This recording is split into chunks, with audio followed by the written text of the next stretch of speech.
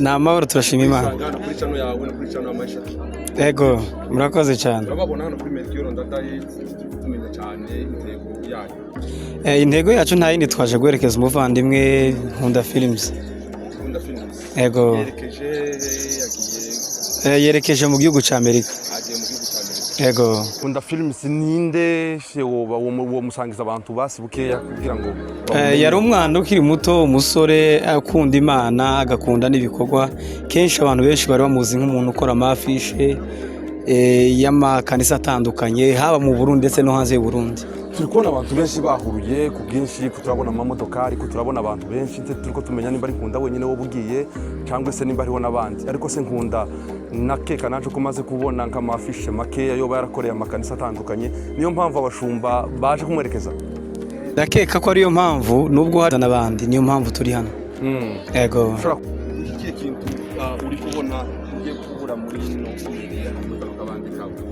mu by'ukuri ntacyo ngiye kubura cyane, gusa gutandukana na Nkunda ni uruhombo rukomeye, kuko yari umwana ugira courage, ugira urukundo, ubundi yakoraga akazi nk'akiwe, ntiyabikora nk'ibintu byanje nk'umuntu ukuriye T-Brave, ahubwo yabikora nk'igikorwa ciwe, akabikorana urukundo, akitanga. Kubera ko tubaye ahantu hatari network nziza, ikenshi yari amajoro akora.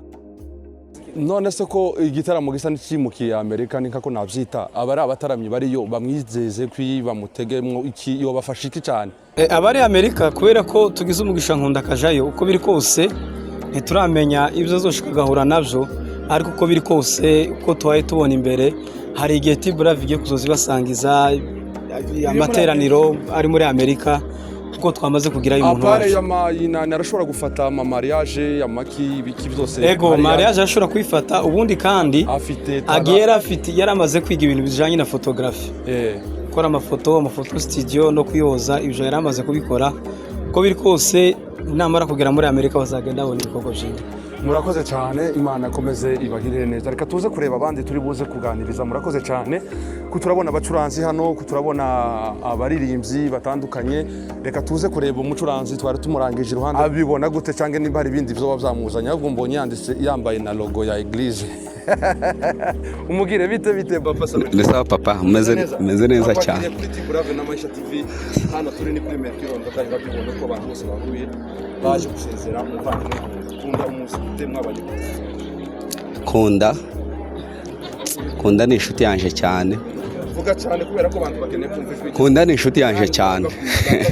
Kubona mu kiganiro dore ko bari bamenyereye gusubiza umuziki. Kandi gangaha ntabwo ari ngo hari umuziki ngo urabyina. Nkunda no muvugaho gake, ariko twari kuvuga cyane nyine kubera impamvu umwanya, reka tumuvugaho gake. Abandi baracyavuga ko ndabona abaririmbyi hano n'abandi bacuranzi, so turamuvugaho. Nkunda nje namwigeho ikintu kimwe, ubufura.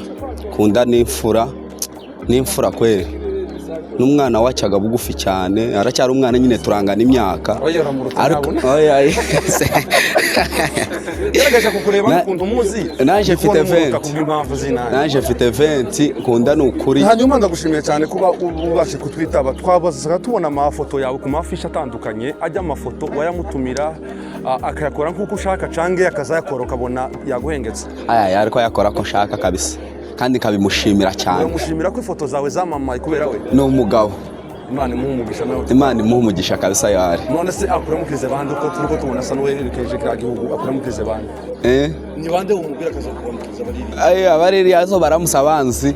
Jega sinza abanzi abariyo, ariko aba. Ni benshi kubera ko urabafasha ariko sinzi nimba ariko. None se mu busanzwe sabune. Tukuzi hanze y'amateraniro. Nyine tubikanze tukubonye hano. Hanze y'amateraniro tukuzi amateraniro. Noneho ugeze hanze y'amateraniro. Reka tukwibagize. Ubuzima busanzwe apare y'igisirimba. Muri 2025 bitegura ibintu bishasha, Imana iradwishurira. Imana iradwishurira ibintu bishasha muri 2025. Mu busanzwe mwebwe ntacu ni rya jambo rivuga ngo mushobozwa byose. Dushobozwa byose na Kristo uduha imbaraga. Asante cyane. Murakoze cyane. Niko biri bivuga. Twegera abandi bakameramene bakoragiye mu utandukanye, ndabona Maisha TV. Bimeze gute Musa? Umeze fresh? Ewa ni ngwaye karibu cyane kuri Maisha TV kandi ariyo yiwawe na T-Brave. turi hano kuri Melchior Ndadaye, sinzi nimba nawe uri kuhabona, ndagira ngo uhindukire ugasoma hari yuko handitse. Urahabona ubu niwe Maisha abamuzi hanze ya channel yiwe, uyu niwe Maisha rero nyirizimana niwe ukoresha iyo channel ya Maisha TV. Ndibaza ko ari uko Maisha TV, ndagira ngo abantu bagende bamushigikire, n'umwana ukiri muto ushaka kuzamuka kandi afite ibintu byinshi ashaka kugeraho muri uno mwaka dutegereje. Naho uyu nguyu ushizeho nti twobivuga mwarabibonye byagezeho, ni ibintu bikomeye cyane. Hanyuma uri hano gute, waje mu biki? Turi hano twaje guherekeza abavandimwe Kunda Films. Kunda n'umupeti mungana, ngerageje kureba imyaka ye ni yawe ndabona nkaho mungana. Ni yetala wamurahuyeho cyangwa iwe yagukuyeho? Sinimwe gusa. Nyinshi. Urashobora kumusangiza abantu nyine bati brave nabi wawe. Kunda yari fura cyane. Nuko uvuye kuri Granise. Yari fura cyane namwigiyeho n'umuntu wasabikiye na service. Yakidufasha n'isabye kandi mwarumvuka. None se mu busanzwe nco na kubaza uko mugendana nawe cyane, hari cano Kunda yo bafite yiwe arayifite uko bakameramende tuziranye kandi aba YouTuber benshi tumaze kubamenya ko mwikunda ukuntu hari ukuntu ushobora kubusaba umuntu sound card cyangwa image ibu bimusavye akaza kubira bati yakaza biguhereza mbese iyo utabonetse we yakaboneka mwarasangira ama image na sound card. None se kugiye gusigara muri kano kabande mvuko bwita kabande kandi ari ku musozi irungu ryawe buzorekera gute? No sinirungu ko kugira agende twaraganiriye anyigisha muri bimwe yarazi bimwe yarazi cyo mbabwira yanyikije afishe unasiga ukabande kankunda nkora uko yarakora muri ibintu byiza kandi izo nkora byose bikesha Kunda na Big Media. Hanyuma uko tukunze kubona ama image meza cyane muri Eglise Karumeri ikorera ku Mutakura, murajya ama image mbese benshi tuba turi live, hari ico Kunda yabafashamo cyangwa nimwe mwenyine mu byikorera? So kuri ajya ama image mubona ari live je nakora ni wowe yakora. Uyu mbese bavandimwe badukurikirana kuri Maisha TV na T-Brave, uyu niwe muntu uduhereza ijya image nziza tubona muri Karumeri, niwe ukora muri media Karumeri. Rero urumva ko bakorana na Kunda, bakorana byinshi haba muri Eglise haba no mu buzima busanzwe baraziranye cyane. Rero ababajwe nuko umuvandimwe asa nugiye, ariko ntababajwe ukundi, biramunejeje ko hari ivyuma, ndibaza ko hari ivyuma byinshi azokugurira nagera hanze cyane. Denise twahana kiri yakubwiye ko azokohereza ibindi vyuma biruta ibingibi. Yasize cyano kabwo yasize yayijanye yayisigiye nayo yayigusigiye uzomushiraho ama image nawe ashiraho nayo tuzokorana muri ivyo. Turabashimiye cyane abantu baje guherekeza Kunda Films, dushimiye aba pasiteri duvuganye, dushimiye amacana atandukanye yaje hano. Ibindi rero turaze kubereka image yiwe naze gushika mu mwanya mutoya, muraze kumubona namwe. Murakoze cyane, ni umunyamakuru wanyu wabitojwe, mwarimu kumbuye muri benshi, gusa ubu nyine haraho yari yagiyeho gato, ariko muraje mumone kuri T-Brave ku biganiro bitandukanye. Yambu cyane abatura Bujumbura cyangwa se abatuye ku migabane itandukanye, kuko mubibona rero hano ni kuri channel yanyu mukunda cyane T-Brave online, niko nayita ari kubera ko ikorera nyine kuri iyo migabane y'isi. Hanyuma hano mubona turi kuri Melchior Ndadaye, twaje gusezera umuvandimwe wacu dukunda cyane Kunda, kamuvuge mwizina kubera ko banondikaho batari ko bamwibuka neza cyane. Hanyuma hariho abantu benshi cyane, twagira amahirwe yo kubona bamwe, abandi cyangwa twenda dushakisha twumva ico botubwira. Hano turi rero ni kuri Melchior Ndadaye, turi kumwe na Maisha TV na T-Brave. Hanyuma tugiye tugenda tureba abantu nimba twomenya abo tubona, hari bamwe twabuze kandi twari dukeneye kubona, ariko kinabona imbere yanje abakobwa nka babiri nimba atari batatu, sinzi, reka mbaze mbaramutse. Bitema meze neza? Uyu ni umufana wa Real wendagira ngo ntahe. Mwaraye mutsinze ibitsindo 3-2 cyane. Kuko mubibona naya mumeze neza? Mwama muzinduka neza mu muzahana. Mwaje hano mu biki? Baje guherekeza umuvandimwe wacu Kunda. Umuvandimwe wanyu? Hari n'inshuti. Nawe ma? Yego. Abafana bari ariko mugira ubwitonzi bwinshi, uvuga cyane nyago. Umusaza wawe. Kunda ni nde muri mwebwe? Cyane inshuti yanjye. Inshuti yawe. Uriya ni musaza we. Umuzi inshuti ni umuzi gusumza mushikiwe. Umuzi gute wema? Noneho uburyo muzi twamenyanye nyine haciye igihe, ntabwo ari igihe kinini ariko twaramenyanye. Baranyandikira mbwira ko nyine afite kwerekeza muri kiriya gihugu kiriya gihugu ni cyiza cyane ni nkaho nawe ndi kumbona ko afite kujayo dufite kujayo kubera ko mbonye atari irya mbere ko ndagerageza kureba umuntu nabonye kuri afishe nkunda yakoze niwe ndiko negera kunda umuzi mu biki kubera ko nje nabonye ifoto yawe ngerageje kureba amafishe yakoze nkubonamo kandi nkubona nkaho ari mu mugwi w'abantu umugwi wo bubamo ijya afishe nabonye ariko ni wewe ntabwo nokwihenda kurabona ndi mukuru sinoyoboga ifoto yawe kunda ni umuntu ukora amafishe yaraje kuko dukorera muri minisiteri y'abarazwe aba presidenti hanyuma araza aranyegera arambwira ngo aradukunda kandi ashaka kudukorera afishe ku busa ku buryo adukunda abakorera afishe ku busa mbese abarazwe urumva ari amafishe yanyu tubona lendi buri lendi n'ibiterane n'inkunda y'abakorera yego hanyuma none se uko agiye yabasigiye uwundi yatubwiye ko azokomeza kubidufasha kubibafashamo Imana ishimwe cyane ko none niki ubwira abarazwe bari hano n'abarazwe baririya muri Amerika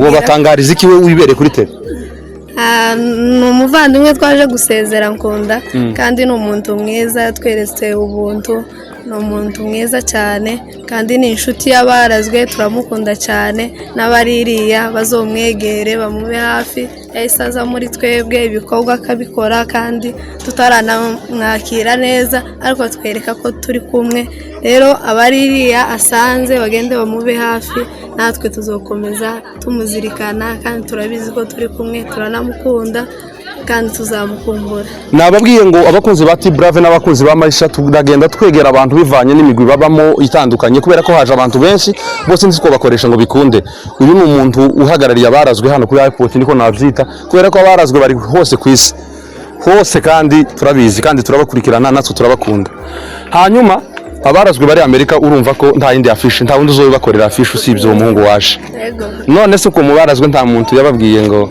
asizeyo ma wavuze ngo ni musaza wawe mama mana none kutarize ndarira yaje urarira yaje ari hafi dore imodokari yabo ngiyi iraje aho yeme ibazanye nawe waje gusezera musaza wawe niki yo tubwira apare y'amafishe ikintu arakunda mwanya musaza wanje ni umuntu mwiza cyane ugira urukundo hagati mu muryango n'intwari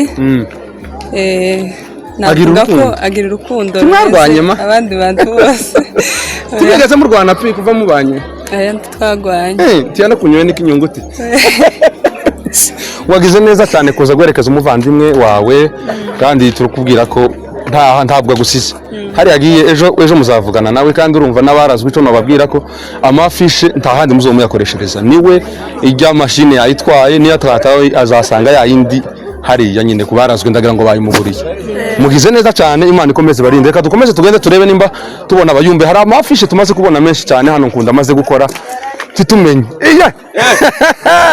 nega akarara umeze mute Meze neza tonto turi hano twaraje none abantu bari basa nabambuzeho gato ariko ubu naje wese neza nashise karibu cyane yambu cyane yambu nugo yawe meze neza tugerega ni bisanzwe ureba biriya bintu biri hariya biriya kuriya biriya biragukeneye naje ndabikeneye aho abantu bakuzi warovye ariko zuroba ariko twabonye ko hari aho utumiwe kandi kugira ngo tukubone biterwa na afishe tuba twabonye kandi munsi ya afishe haba hari titre y'umuntu wayikoze niko bimeze ga niko bizobitegura bitase ngo ni nkunda urarivuze mugani wa nani wa mugore muri bibiri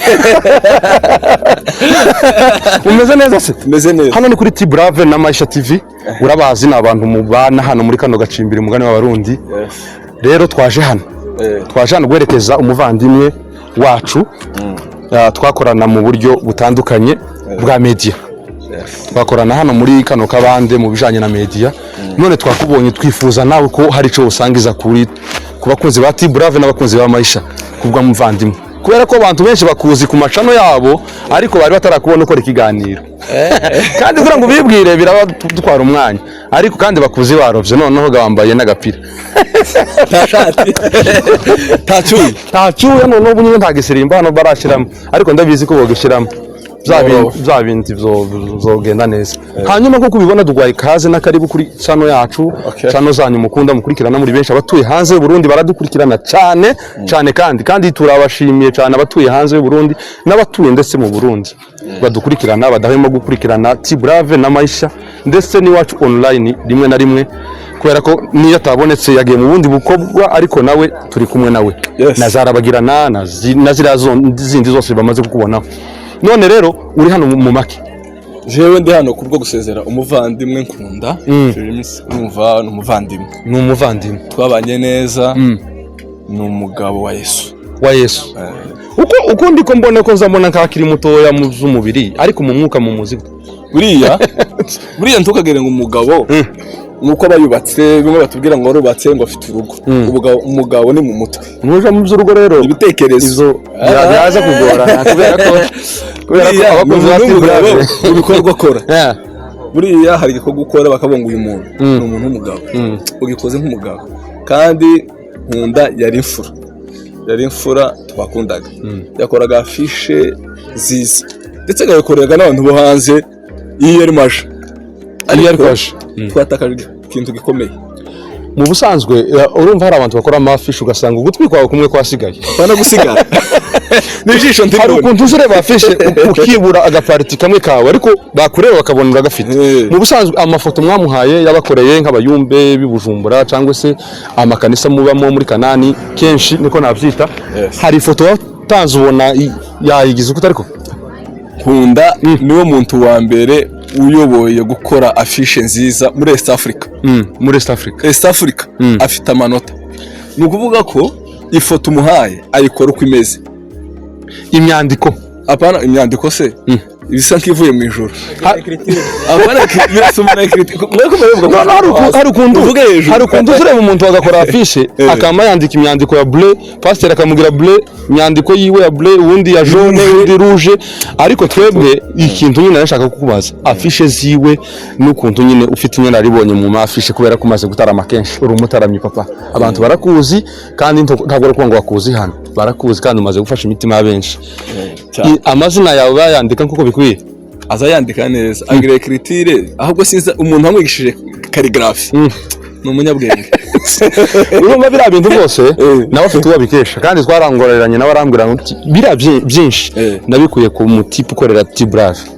Ega T-Brave nawe ni uwundi none arambwira ngo none nari inyuma ndamubwira T-Brave ni wowe arambwira ati bira byinshi niwe nabirahuriyeho kandi yagumya ntoza inzira zitandukanye. Ariko nawe iyo turi niyo atari hano ndabizi ko bakunze ibiyo T-Brave yafatiriwe gato kubw'impamvu ariko yari gukoresha ikiganiro ariko nabo turamushimiye ko yarashatse kugira ngo umwana azamuke neza azamuka nari amanota afite hano. Urumva abatuye Bujumbura bose ni nkaho basa nabatakaje ikintu gikomeye. Mu by'ukuri T-Brave nawe ni umuntu w'umugabo ahari turamushimiye kubera kuko aho uyu mwana yarageze igikorwa yari afite tugikesha T-Brave. Nkunda kubwe impamvu zuko nkunda atari afite ibyuma bihagije wenyine ntabwo yari afite ibyuma bihagije wenyine. Hari abantu bagiye bamutiza ibikoresho bimwe na bimwe kubw'impamvu z'ubushobozi nyine. Hariho umuhungu bakorana ukora kuri Maisha TV yamugerageje twarabwaniriye na Nkunda agiye kwinjiraho yemarambwira ati hari abantu bagiye bamfasha muri byinshi kugeza kuri no ntambwe. Hari abantijije amasound card, hari abantijije ibikoresho nyine bitandukanye. Mashini yaje yarazimangatori ya Maisha. Rero reka dushimire uwo mupeti witwa Maisha ni nawe utanga image kuri kamera za Carmel Church.